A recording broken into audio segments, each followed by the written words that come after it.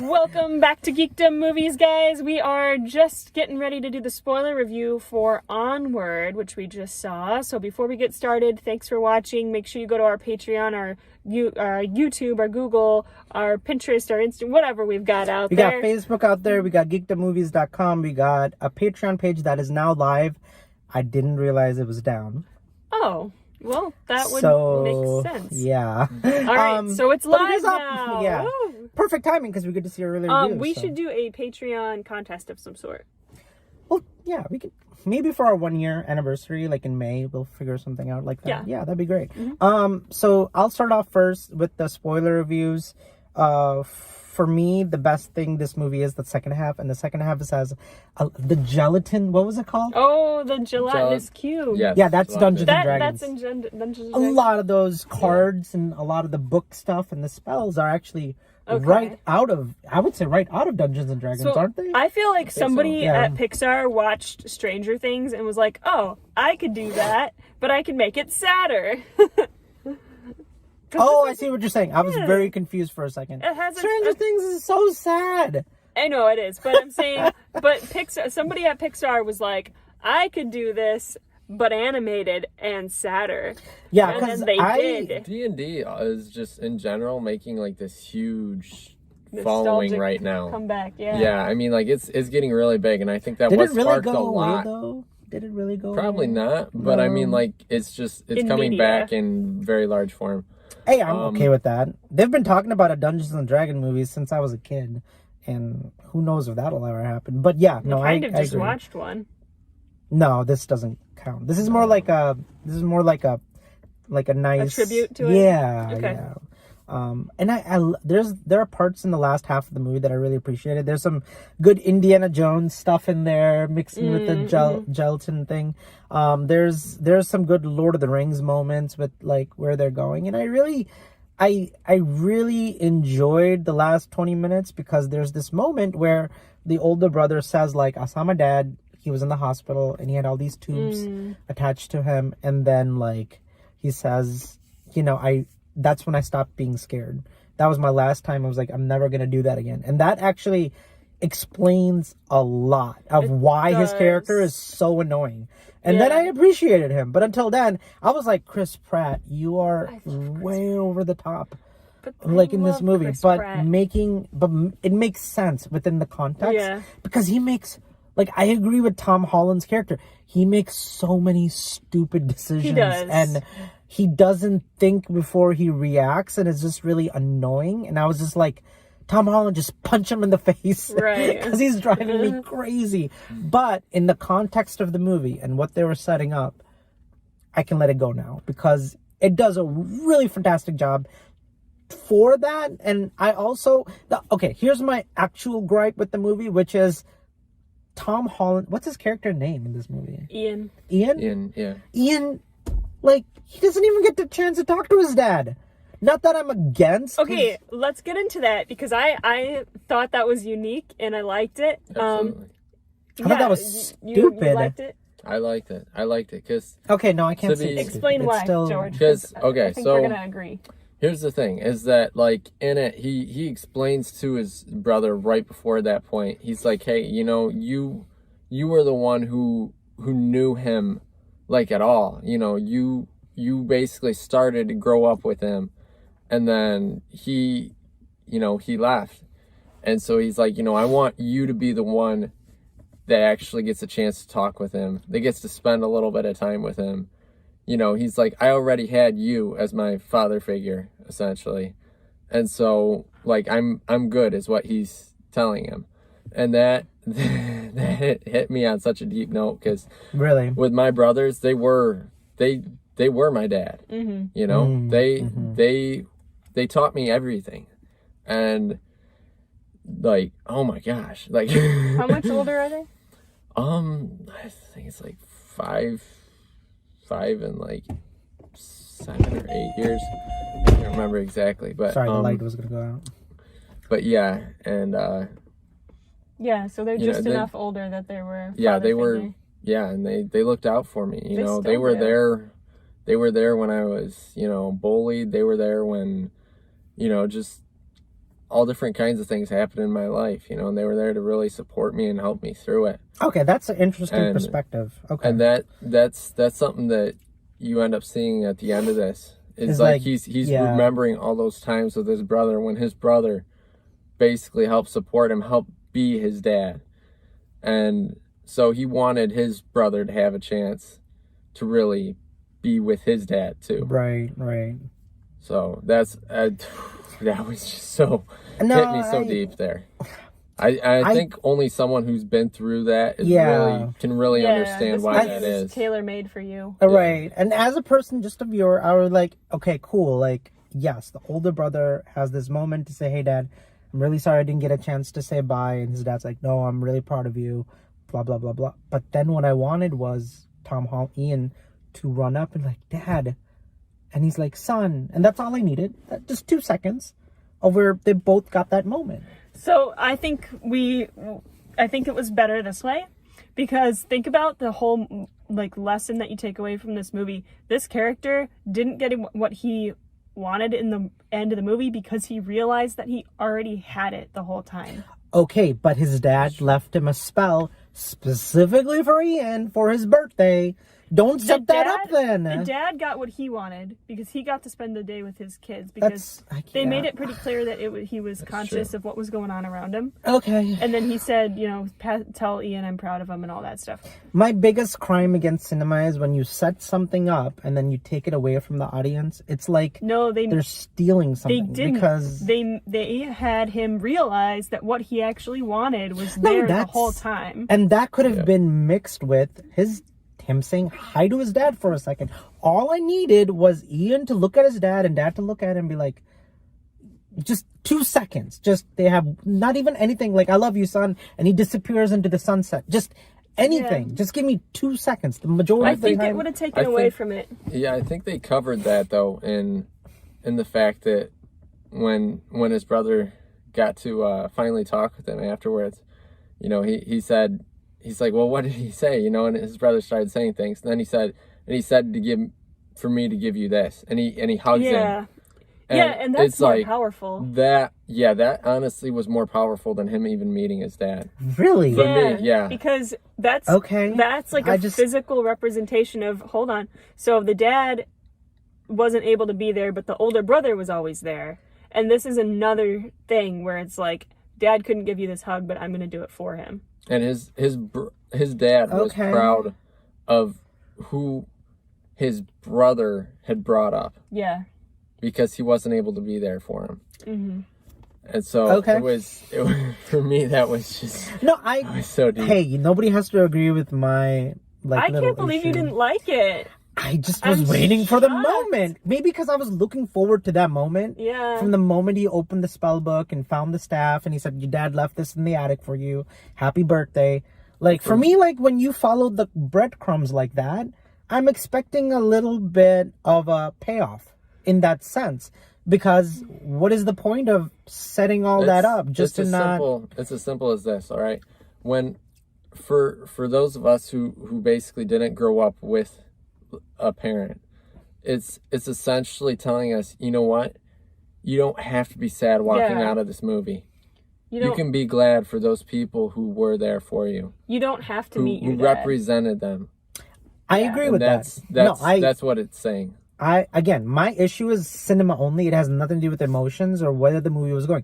My literal issue is the crime that was committed. I don't think they made this for cinema. Yeah, no. No, I mean, they did. Pixar does message first movies. That's what movies. Makes them and they're $1 billion company that wants to make money, and they would love for you to come and spend money to see their movies. Absolutely. At the end of the day, it's still a movie. And again, this doesn't ruin the movie for me. It doesn't hurt the movie by any stretch of the imagination.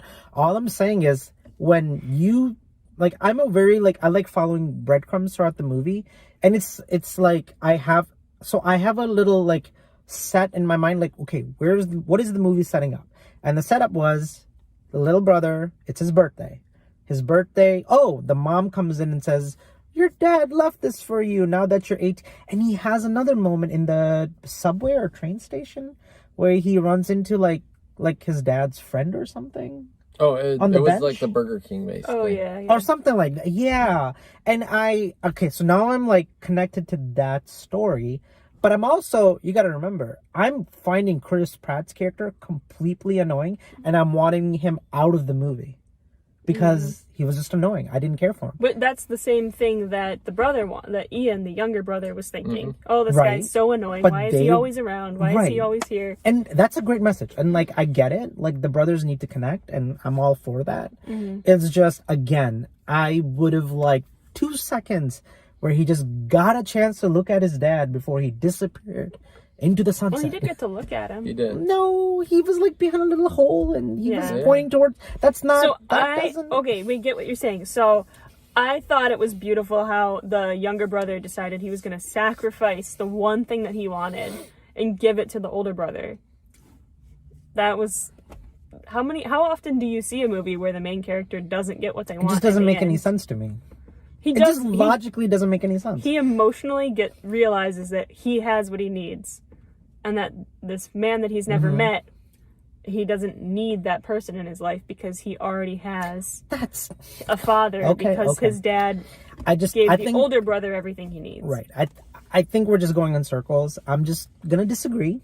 We're gonna agree to disagree, and I'm just gonna say for me that's what ruined the movie. But for you guys, it works. Yeah, Is that a fair assumption?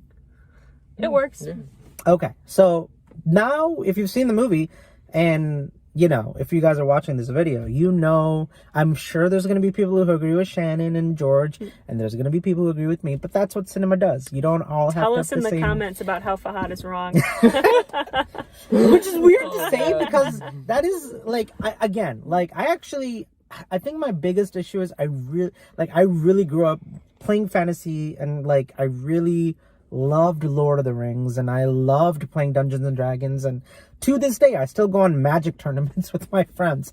So for me, I guess the other side of this coin is, for me, like, I wanted more of that and less of the emotional That's stuff. funny because I wanted more of the relationship stuff, and I didn't care about the magic. Yeah, because you're not coming from a point where you Not grew really. up I or grew up reading... playing Zelda games, so I appreciated some of the like water dungeon stuff. and- Yeah, and like for me, I mean, I get it. Like, everybody has a different taste and what they want from a movie. Mine was more focused on them, and they did do a good job. I thought it was cool. Like, I don't think a movie has ever done what happens No. in this fantasy world with They've- elves and fairy tales and unicorns. It's kind If of they like all have technology, I it's thought kind, that's a it's cool kind of concept. like Bright if you've seen Bright. I hated Bright Yeah, so much. it- I didn't even finish This it. is Bright done right. Yeah, that's 100% true. That should be the tagline on the movie. True. Bright Oh my done god, that right. movie was so terrible. Oh, Done Yeah, it was actually bad, as an animated one. right. Too. No, right. Yeah, that this was movie left me wanting a live action movie that's a Chris Pratt and Tom Holland road trip. They would have been so great in live action. Just not his character from this movie, please. No, but I mean, just Chris Pratt being Chris Pratt. Yeah, that Would've like a been great. Guardians. Honestly, I kind of enjoyed their time together in Avengers: Infinity War. Well, he wasn't that Yeah, I'm different from the already Guardians forgetting. version of him. I don't know why. I don't find Peter annoying for some odd reason, but I really found him annoying in this movie, which is, yeah, you're right. They're not very different if you think about. But I like They him were as Star-Lord, but I don't like him as this character. It doesn't make Star-Lord any story. is like powerful and Maybe that's capable, why. And Yeah. this guy's just like eating Cheetos. Yeah, like, okay, so Star-Lord legitimately, like, Gets stuff done. Gets stuff done. Yeah. He makes stupid decisions, but he also makes smart decisions with those stupid decisions. Yeah. Well, in this movie, he's just stupid. in Yeah, my this opinion. is kind of like, this is literally a caricature of Chris Pratt. Yeah. This is like a Chris Shoot, Pratt. I It like- is a caricature. I like of Chris Pratt more in the Lego movies than I do here. I like him in everything, but I think You're- this was not his okay. best work, though. Yeah. I'll give you that. This was not his best work. It's and it not his wasn't- worst it either, wasn't- because at the end of the day, like, again, the saving grace for Chris Pratt's character, where he went from being annoying to Mm-hmm. actually being a character that I'm like, oh, this, like, Ben Affleck yesterday did it too when we saw the movie. There, he went from like, oh my god, this guy's so depressed, what is his character doing? But they're like, these characters both have a reveal about them. That's something that's core to the personality, core to the character and how they behave and act, and he totally sells that. Like, that scene sells, like, and I was in it. Like, I gotta tell you guys, like, when Chris Pratt reveals that, like, you know, he's never gonna be afraid again, and this is why he acts the way he does. Like, okay, I'm with you. Yeah. But then it derails at the end because they're just, I don't know. I don't know. I don't know if there's no way to fix this situation because I wanted some, like, you guys are going to a movie and you want something. You didn't get the resolution you wanted. I didn't get the, like, and it happened in Frozen 2 also. That's what annoys me. I realized about the time that they crashed that thing into the car into the cliff. Yeah. I realized about that time what the moral of the story was going to be. I leaned over to you. I was like, I know what the moral is going to be. So I was expecting for about the last 45 minutes of this film for him to realize that his brother was his dad the whole time. Oh yeah, Did you see it coming? A little bit, yeah. But he was acting like such a doofus that I'm like, I don't know.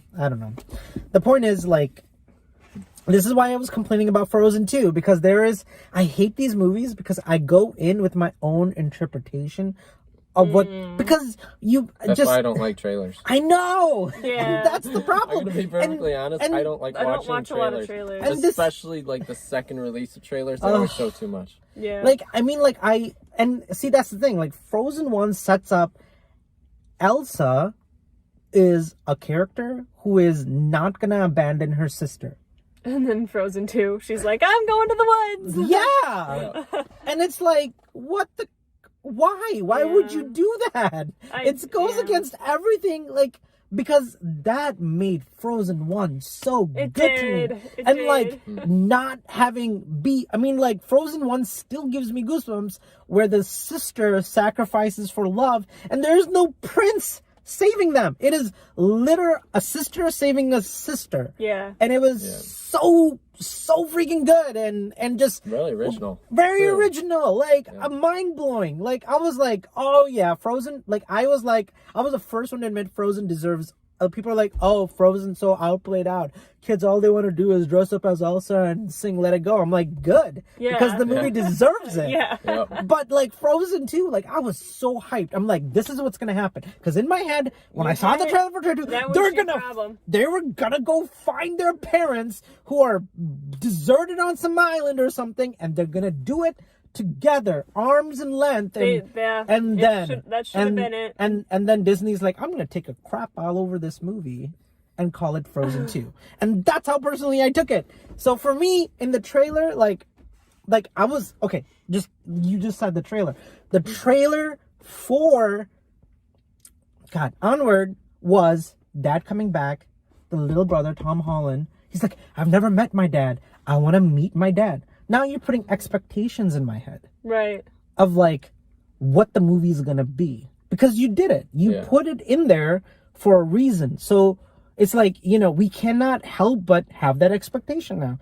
And then when you take that away, now it can work. Like, there are some good ways to go about it where the audience doesn't see it coming. Like, Invisible Man. I just rewatched that trailer for Invisible Man. And I gotta say. Bad trailer.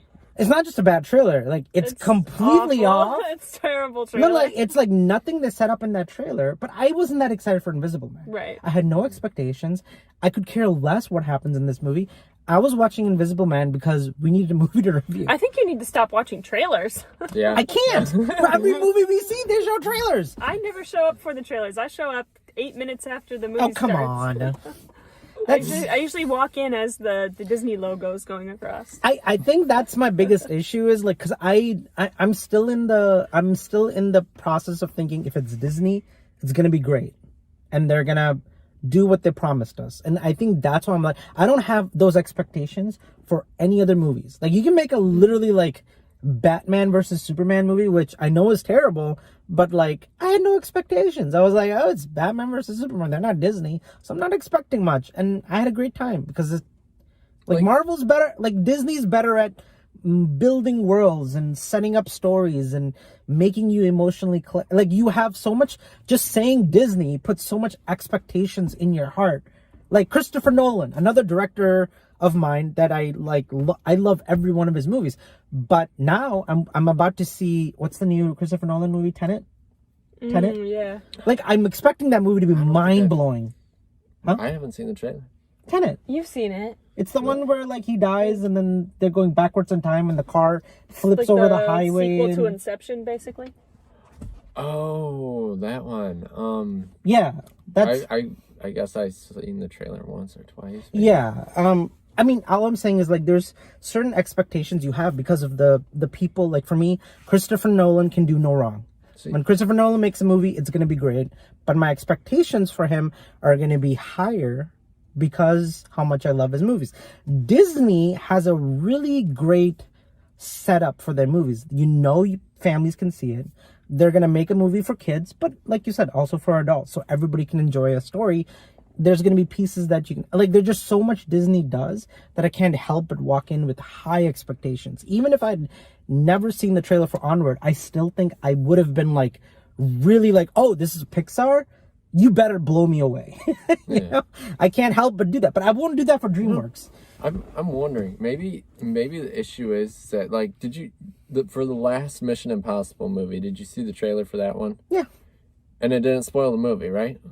I don't think so. See, like I think And I think that the last Mission Impossible movie is, in my opinion, the best Mission Impossible movie. Oh, absolutely. Yeah. It was great. I absolutely loved it. Yeah. And the thing is that like they actually did a good job of the trailer on that, where they show you scenes that make you interested in the movie, Right. but they don't give away what the entire story is. Because there are some big plot twists that come through Mission Impossible. Absolutely. And they don't. It's not like they're not telling you things. Right. They do show things. They do have some like dialogue in there, but they don't give away the entire movie by doing that. That's true. Whereas I think like with Onward, when they did the trailer, they gave away too much of what was going on. Oh my gosh, Like the important plot points, those should never be given away. It should be like maybe a vague plot point. Yeah, where you're not putting in expectations on the audience like it was with Frozen 2 and... In Mission Impossible, he made it a vague one. Yeah. Where basically it was that one guy who was a prisoner, he was saying, you're going to pay for all the mistakes you made in regards to this one nuke. You know, that's the other reason I don't think I could have gotten really into Sonic as much as I could have, because they just show so much in trailers these days that even Sonic, there were no surprise. That movie went literally ABCD exactly how almost like I had in my head. So do you want surprises or not? You can't make up your mind. Okay, so if you're gonna put, like, for example, I was happy with the Sonic movie because I knew what I was gonna get out of the Sonic movie by watching the trailer. Like, this is what you're gonna get. Now, if Sonic was suddenly the bad guy and murdering people, I've been like, what's going on? Because this trailer made it sound like this is a kid's movie and this is not where the story was going. Like, you can sell me on a trailer. Because, like, right now, I know exactly how SpongeBob is gonna play. When we go see SpongeBob, I know where that movie's going. So excited for SpongeBob. Yeah. But, like, see, that's the thing. Like, you can play in your head, like, what kind of movie you're about to watch. And it's gonna... and you're like, Pixar to throw you off. And I expect Pixar to do something new. No, I do too. But go back and watch the trailer for Up. Or WALL-E. Or, gosh, Inside Out. All those trailers were exactly what you got in the movie. Finding Nemo. They're gonna find Nemo. And then Finding Dory. They're gonna find Dory. By the way, I think Finding Dory is easily in my top 3 greatest Pixar movies. I love Finding Dory. Little Dory, I want little Dory with me everywhere I go. Plot twist, they never found Dory. No, I mean, like, I don't... It's weird because this is the first time this has happened. 2 Disney movies. Finding Nemo. Toy Story. It's a story about toys. Yeah. Okay, you know what? Toy Story 4 is a great example of a twist is a great example of an ending that I did not see coming with Woody, but was still satisfied, which is weird to say. But with Frozen 2, those trailers told me a different movie. And this movie too. I feel like I was so... You came up with a movie in your head. To be fair, this is better than Frozen 2. I think Frozen 2 really pissed me off. Like, because that movie was nothing like the trailers. While That's here, true. there's true. just one scene that bugs me. That's like a 1 minute scene. In Frozen 2, it's like in the middle of the movie, they suddenly change what their priorities are. Yeah! And they went from essentially doing okay, we're gonna go find our parents. To wait a minute, hang on, what is this? And then they start following some other path. And now there's this singing thing that's magic out there, but that's not your mom. But she's singing like she's your mom. So we're gonna go follow that. And we're gonna follow that. Yeah. But it has nothing to do with your parents. It has no connection. By the way, your grandpa was a racist piece of garbage, and he murdered natives. Yeah. Surprise! When I saw Frozen 1, if you would have told me that Frozen 2 was going to be about racism, I would have been like, what are you talking about? Nothing like white-on-white racism. So kid, Frozen 1's going to be this beautiful love story between two sisters, and Frozen 2 is going to be about genocide? Like, the moment where almost walked out in the movie was when Elsa literally shoves her sister on that boat and, like, pushes them away. That was so bad. I was just terrible. Like, what are you doing? It was... You literally are making the worst movie mistakes. I just hope they do a good third Frozen movie. And I can't look forward to that because it ends with Elsa literally leaving the kingdom and going like, I'm gonna go live in the woods. Even though the entire point of the first movie was that we're gonna be together. Yes. Oh my gosh, I'm getting all mad all over again thinking about it. And I liked Frozen 2. But the more time and the more distance I've got from it, the more I've thought about it. It just pisses you off. Why weren't they together in the end? They spent the whole movie apart. If you watch Frozen 1 and start watching Frozen 2, you'd be so confused. You're like, Did what? I miss a movie in the middle? The whole reason what is the scene? She says, let it go. I don't need anybody.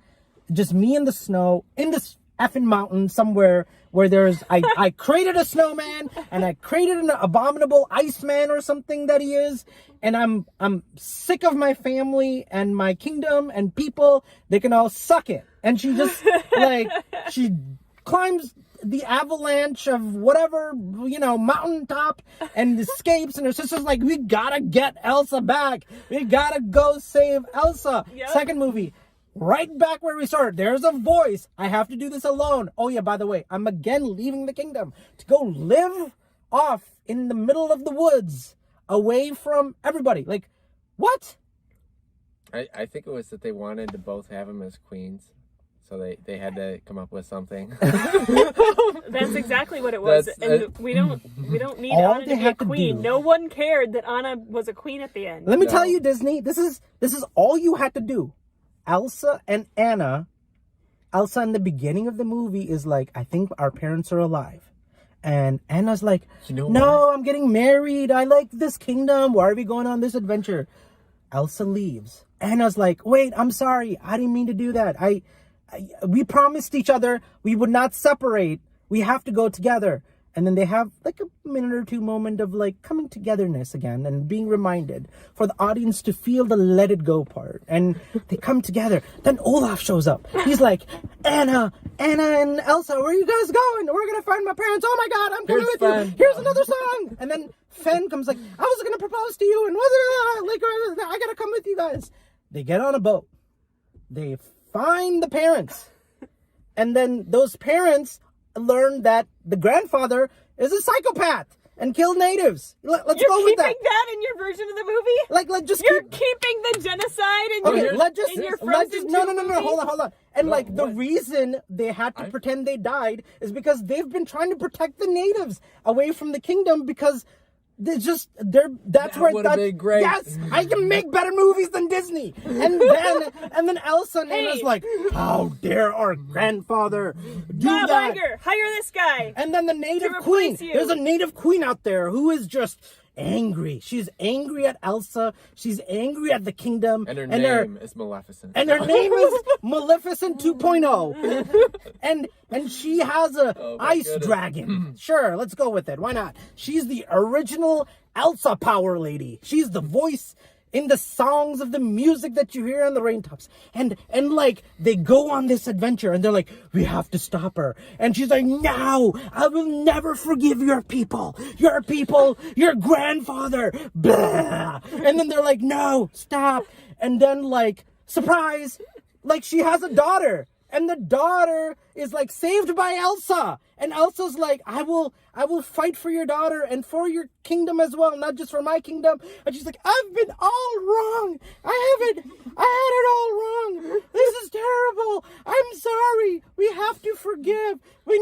come together. I will take the magic fog away so that both kingdoms can come together. And they hold hands with their parents and they walk into the kingdom. And they get, and then what's his name? The Fen and Kristoff. And Kristoff get married. And Kristoff and Anna get married.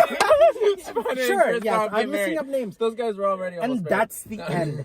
That would have been the end. And then Anna goes, I'm not good with politics. I'm not good with running, but Elsa is, and Elsa should be the queen. Can I make a prediction for the third movie? No, because Disney's now stealing this idea that I just gave, and I okay, deserve a paycheck. Bob Iger, hire this here's guy. my prediction for what the third movie is based off what the second movie was. Yeah. Okay. I think that the third movie is going to have it where essentially the two parents somehow they got stranded in their search for finding whatever they were trying to help Elsa with. Yeah.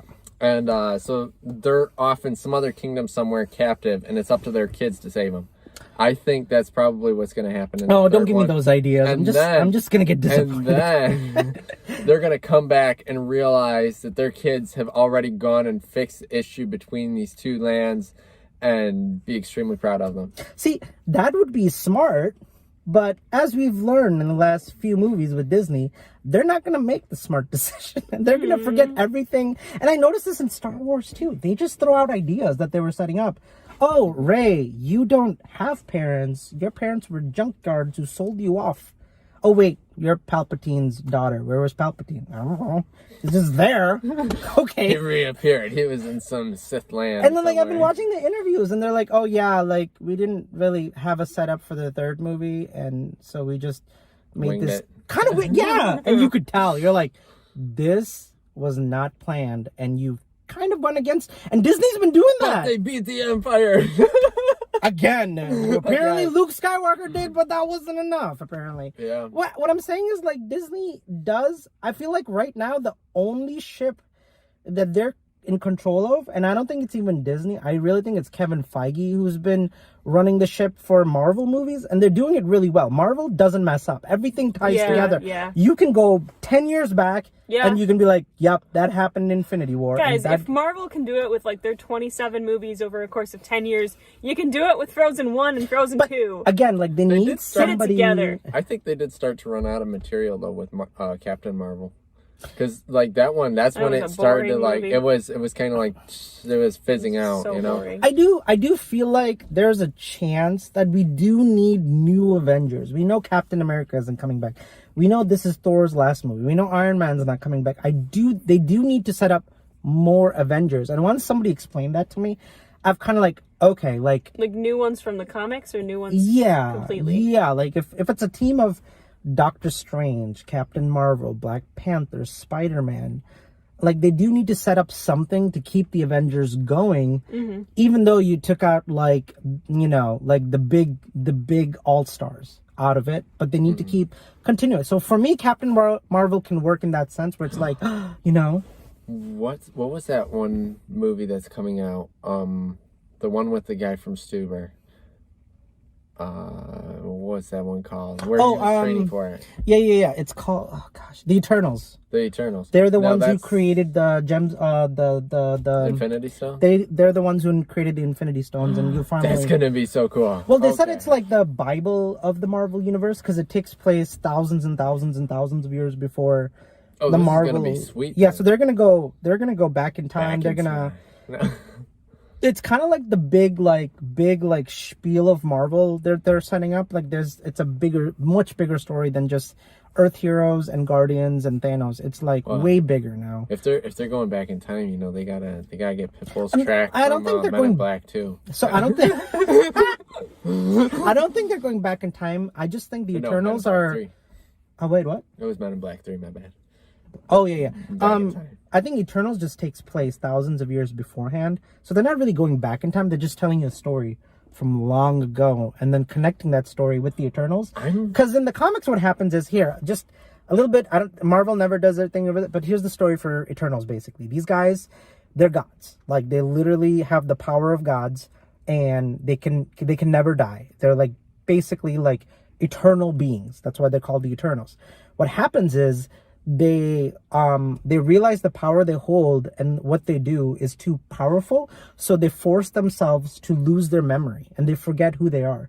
So like they're living on Earth and they just think they're human, but what's actually happening is they force themselves to forget all the memories of like what they did thousands of years ago, and for some reason those memories need to come back because something happens, and then they remember that, oh yeah, we're basically gods.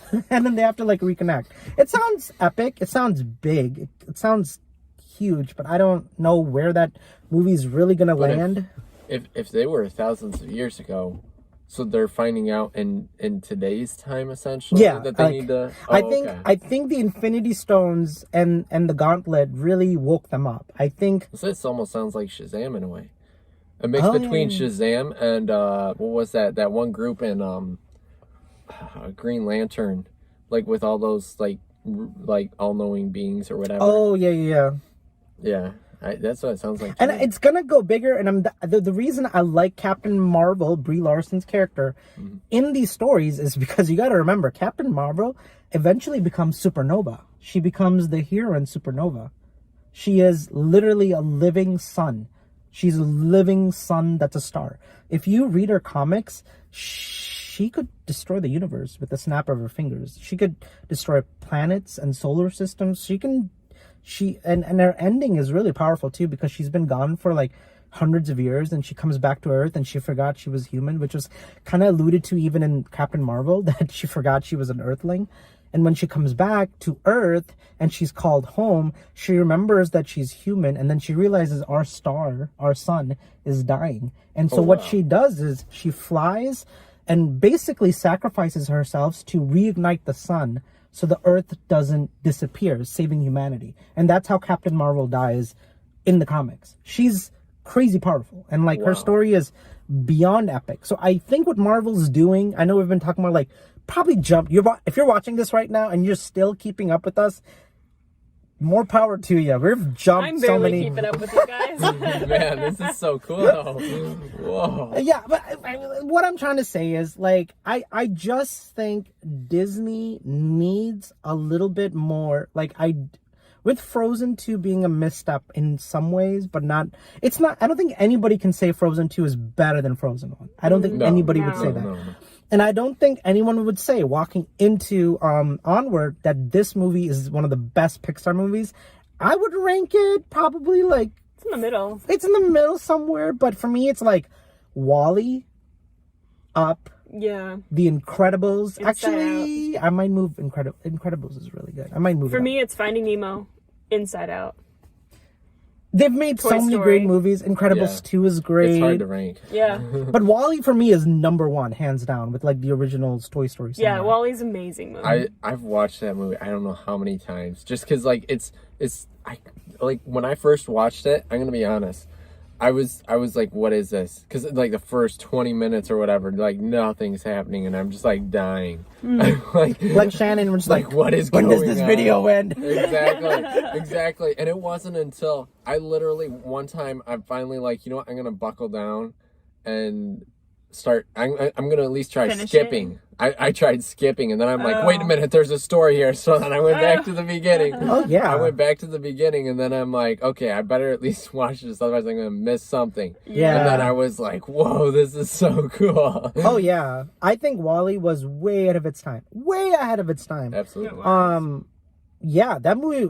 Okay, you always said this movie's for adults, and I was laughing at that earlier. But I can legitimately say WALL-E was for adults. Yeah. I really don't think kids could actually pick up probably on wouldn't what the get- movie. No. But those kids probably are reflecting on WALL-E and rewatching it. Yeah. Who are like, oh, this movie is way ahead of its time, just like I said.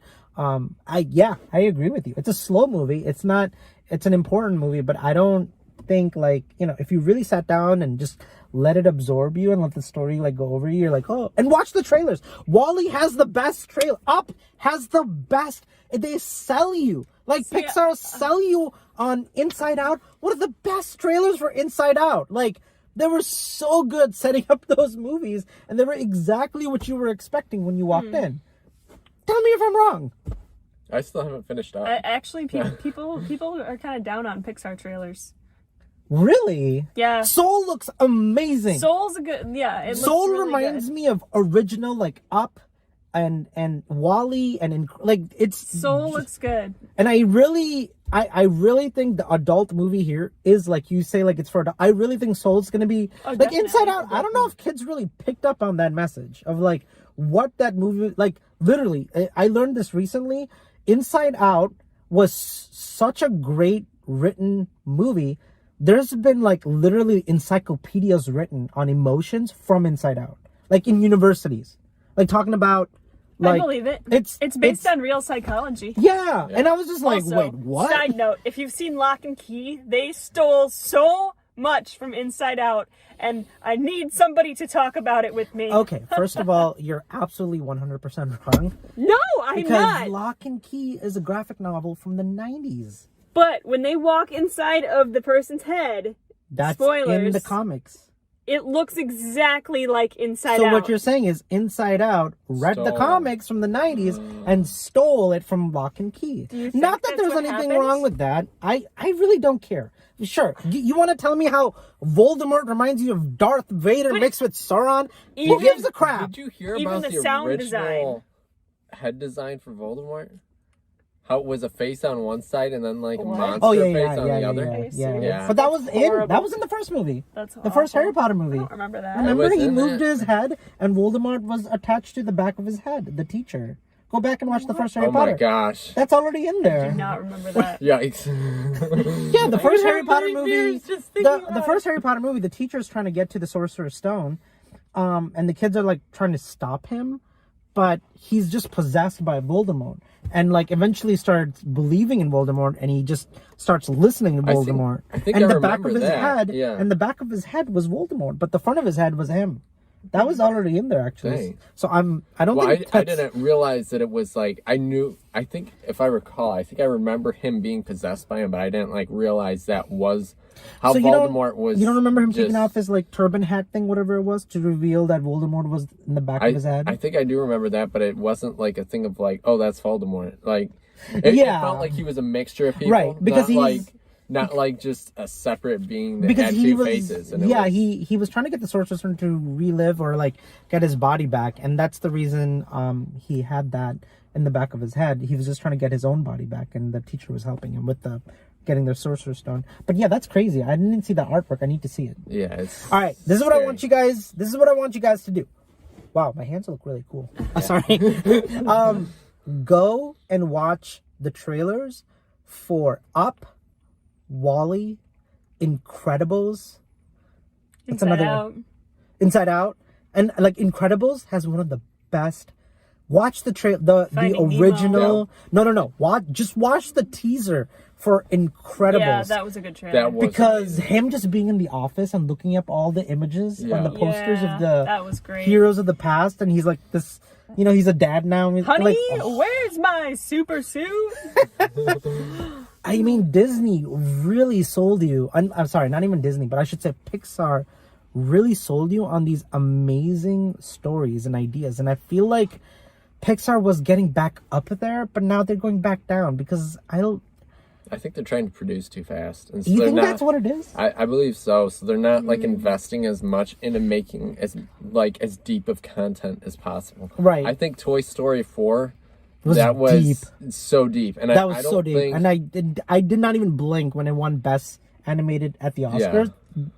Like, yeah. it was extremely deep, and I think I have to admit, even in Onward here, I noticed that like it was, despite them hitting some very deep notes At the end, yeah. at the end, it was still a somewhat shallow movie in comparison to what I'm normally used to with Pixar. That's why I was like, okay, the first half of this movie is just like it's like watching like can Despicable draw- Me or yeah. something. It was just like The first it half was a little bit weak. But again, to its credit, it does get better and Yeah. it does become a good movie, like you Yeah. were saying. But yeah, I 100% agree with you. Like what did you say? Shoot, now I forgot. What were you saying, George? Oh gosh, I forgot now. This is not good. We're all a little overtired here. It was basically that. Oh shoot. Oh no. Oh, yeah. no. The Onward is a It's little like weak. yeah. I remember you saying that. What else Yep. did you say? Basically, that they don't have as much time, I don't think, to put into making sure that the story is as deep as possible. Part of Yeah. that is Disney's fault because course. they made the stupidest, worst deal with Pixar. Wait, what? They made a terrible deal Yeah. with Okay. Pixar that if they wanted to renew their contract, every other movie they release has to be a sequel.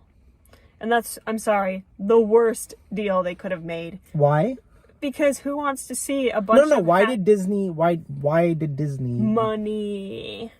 Money, baby. Well, Incredibles 2 is really good. Monsters Inc. was good. That's Finding true. Dory was great. I would love another Finding Something story. The problem that I have But with then- that is that Disney is forcing Pixar to make movies that they don't want to make and they don't care about. Really? Yeah. Because I thought Incredibles 2 was fantastic. I think they did the best that they could with it, but I don't think that's the movie that they wanted to make. So I guess my No, question here is, okay. how are we getting 2 originals from Pixar this year then?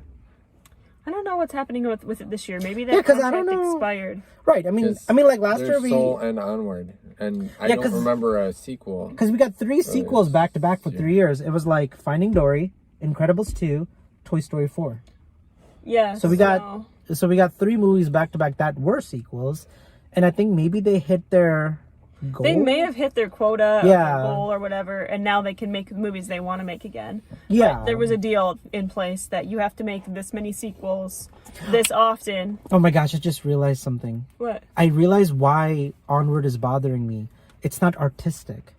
The first half of the movie isn't. It's goofy DreamWorks bullshit. It's not. It's That's what it not- is. Yeah. I'm like, there's something. It had like, a lot of DreamWorks feel to it, especially just- that monster at the end. It was like very DreamWorks. I like that monster. part, That but what was so funny. I know, that was- I loved the was face a on it. DreamWorks That was monster. hilarious. I feel like the first half of the movie, like with the Chuck E. Cheese and all the Yeah. the gas station And almost a scene, Shrek feel. the cops Yeah. who were trying to like had pull a them DreamWorks over. feel. It just didn't feel I don't like Pixar. DreamWorks except for Shrek.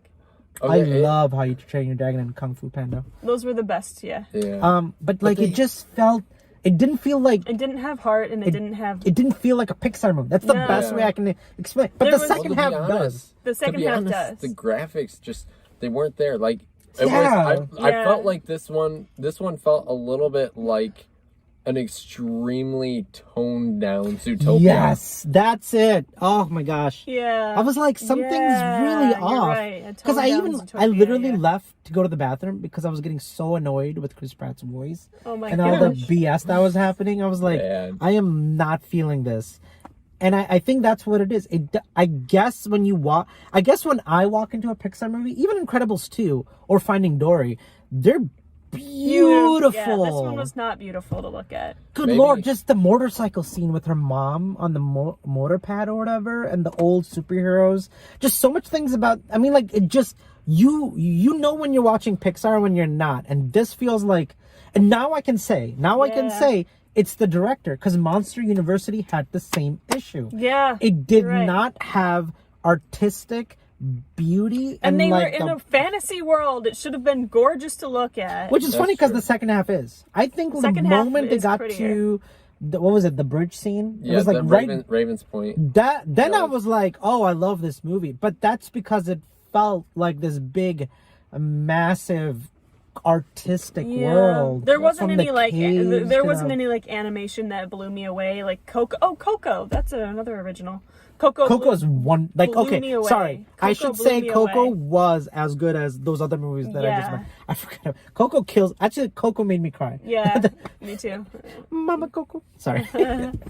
Yeah, Coco was like so beautiful Oh and my gosh, the innovative to look Dreamland. at. Like I remember And this just movie like didn't have that. I was sitting in IMAX when they showed him like walk into Yeah. the Day of the Dead, like the dead people, Yeah, like, and he's just Those walking on steel those snails. leaves, and they kind of like it's it like was gorgeous. I was like, who created this? Because this is so massive. There was one shot in this movie that I thought, oh wow, that looks like Pixar. And it was a shot of the galaxy, of the sky up above. Oh, that was beautiful. And it wasn't there for very long, but all three of us went, oh wow, that's beautiful. I actually really enjoyed the points them going from the raven's beak pointing towards the each point. Raven's Point. Yeah. And I think once they got into the cave and they had to figure out all these puzzle pieces to escape death and things, that was all Skyrim. gorgeous. Yeah, that's what it felt like to me. It literally kind of felt like Skyrim, and like I was with the thinking pointy Zelda, things. yeah. And I really like how they created the dragon. Honestly, that dragon was sweet. They took apart a school and then made it into like I loved that. Face, though, the that dragon's so face funny. is the mascot. And then like how my favorite part of it though was like right after they went and they did something to it, and then all of a sudden it's like its eyebrows like came out and like made a frown, and it was so funny. Oh yeah, that's right. But the dragon was not threatening or scary at all. No, it wasn't not really. It didn't feel like a real threat. But there was that lion dragon in Coco, but that wasn't scary. But it was threatening, but it wasn't scary. I don't even remember that. Oh, okay. I was gonna say the part that really you can tell when Pixar kicks in, and it was one of those moments where he's like cutting off the list of things, and he did it with his brother. Yep. That's Pixar. That's Pixar. Yeah. And then him running back's like, Dad, we gotta go find my older brother. That's Pixar. Yeah. The sunset going in them sitting on the cliff, and he's just like looking at the sunset because his dad's. That's Pixar. Yeah, definitely. So the last half does feel Pixar, but the first half I feel like could have needed more work to make it more as good as the last half. Yeah, it did feel like they got this out on a deadline or something. Yeah, it really does feel that, which is unfortunate. Didn't they push this movie back a lot? I feel like it was supposed to come out a long time ago. No, actually, this was one of the few sure that they didn't, if I recall. Like, this one actually came out on time, and I was expecting it, since it was a new story, I thought it was going to be pushed back, just because... I noticed another moment where I realized they did 2 movies one year, Pixar did. They did The Good Dinosaur, which was terrible, and a few months later... I didn't even watch that. And a few months later, they released either Finding Dory or like Incredibles 2 or something, and that was great. And I feel like all the great like Pixar artists and designers and storytellers were working on. They weren't on The Good Dinosaur. They were working on. Oh yeah, Good Dinosaur. So I really feel like what Pixar, unfortunately, now it's kind of obvious.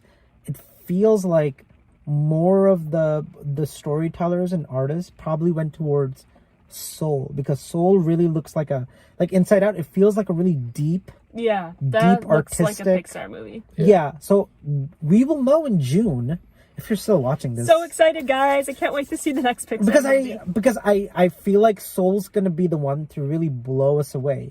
While it's about death, like oh my gosh. I mean, Coco was too. Him just walking on those steps in the underworld or after he dies, and it's like the Milky Way, and I feel like they're gonna do some really interesting things, and it's gonna be like Coco. It's gonna be like, Wall-E or one of those really like crazy, mind-blowing like Inside Out like worlds. Just imagine the door scenes in Monsters Inc. That still looks so good to this day when he's just jumping portals from doors to doors around that was so cool. Nothing in Monster University to escape him. Yeah, nothing in Monster University come close to that scene of them just door jumping, So I say that we'll reveal more, and we'll see where Pixar put its hard work this year, whether it was this movie or is it going to be Soul. But we can't know until June, so come back and check out our review in June, and we'll let you know which one was the better. Come back sooner than June. We'll have another review up next week. No, I'm saying for Pixar, come back in June to check out which movie we enjoyed more. I do think George is going to like this movie more. Even if it's not artistic, I think you did feel the emotional pull. But I'm very interested to see what Soul does, and if I like it more, and I'll feel like the whole movie feels like a Pixar movie for once. Yeah, I don't feel like I need to go immediately watch Onward again, whereas when I saw Inside Out, I went and got everyone I knew and dragged them to the theater and watched it again immediately. Yeah. Wow, that's pretty cool. I think I went to go see Inside Out. My sister was visiting from Chicago, and then me and Stephanie were dating at the time, and then we all went to go see it with her, and that was pretty cool. But yeah, like it was one of those movies that really felt like a big, like Soul feels like a big event Pixar movie. Yeah. Well, this felt like, it's fantasy, it's cute. There's be dragons and unicorns. you know, try to bite your butt or something. I don't know, eat your trash. It felt funny. a little too DreamWorksy. Yeah. All right, guys, take care. I'm about to lose my voice again. I did it to myself. I literally said this. I'm like, George and Shannon, you guys should talk so I don't have to talk more. And then I've been screaming for half an hour straight about why I didn't like this movie and going on rants. And Frozen 2. And Frozen 2. Frozen 2 makes me so angry. So next review will just be me and George because Fahad will be silent. He won't be able to speak. He's worn out his voice. You'll so see he's just me- going to be going like this. I'll have my asthma pumper thing where I'm just like Darth Vader trying to breathe because I talk too much. All right, guys. Take All right. care. I don't know Comment on our- what's coming out next week. What are we seeing? Mulan's coming up March 26th. That's probably gonna get pushed. Let's be honest. Yeah, I'm not Maybe. sure. I Cor- don't have my- If 007 got pushed because of the coronavirus, They already pushed Mulan back 3 weeks. no. It was supposed to come out March 6th. Really? Yep, and they pushed Wow. it back 3 weeks. I mean, it's gonna do bonkers in China. They're gonna push it. Oh yeah, Like They it's gotta a wait movie till the made coronavirus for is- China. They You know, got to get rid of the coronavirus first. But that's. I mean, I don't see that happening. But No, yeah. I don't either. it'll I- be fast. It'll be done fast. You think so? I don't Yeah. think they're gonna cure it. I We think we're gonna survived be. Zika and Ebola and West Nile. No, and this is actually unfortunately way worse. This No. is It's not actually way worse. It's not way just- worse than death, but I think people will get it just like the flu. Yeah, That's yeah, what I meant. basically. And the fear will take over, and people will have pandemic ideas, you know, more Yeah, than the anything panic else. is what's killing people. I guess.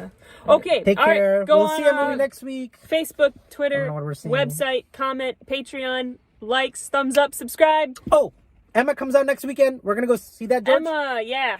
Actually, I literally just saw a showing for it just now as we were walking out of the theater. And we're walking into the theater to do another. Wait, are you serious? I'm serious. I saw it was a 7 p.m. showing for Emma. Should we do it? Not tonight. I mean, should we do it this weekend? I can't because I. Should we do it work next all week? weekend. We should do it might next be able week. to. Yeah, let's One do night it. later. Yeah. Let's do it. Okay. All right, guys. See ya. Okay, Take care. Bye. Bye.